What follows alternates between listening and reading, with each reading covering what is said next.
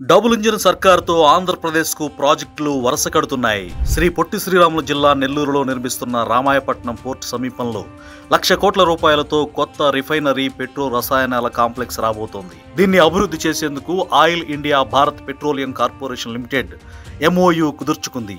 ఈ విషయాన్ని BPCL అధికారికంగా ప్రకటించింది. 2030 ఆర్థిక సంవత్సరానికి ఈ కాంప్లెక్స్ పూర్తవుతుంది. 9 నుంచి 12 మిలియన్ టన్నుల సామర్థ్యంతో నిర్మిస్తున్న ఈ ప్రాజెక్టులో ఆయిల్ ఇండియా మైనారిటీ వాటా తీసుకోనుంది. దీనికోసం ముఖ్యమంత్రి చంద్రబాబు ఇప్పటికే 6,000 ఎకరాలను కేటాయించగా ప్రస్తుతం అక్కడ పనులు చురుగ్గా సాగుతున్నాయి. దక్షిణ భారతదేశంలోనే తొలిసారిగా 1.5 మిలియన్ టన్నుల ఎథిలిన్ క్రాకర్ యూనిట్ను ఇక్కడ నెలకొల్పనున్నారు. ఇది సింథటిక్ ఉత్పత్తులు తయారు చేయడానికి ఉపయోగపడుతుంది. ఈ చమురు శుద్ధి కర్మాగారంలో ముడి చమురును ప్రాసెస్ చేసి పెట్రోల్, డీజిల్, కిరోసిన్, LPG, తారు వంటి ఉపయోగకరమైన ఉత్పత్తులుగా మారుస్తారు.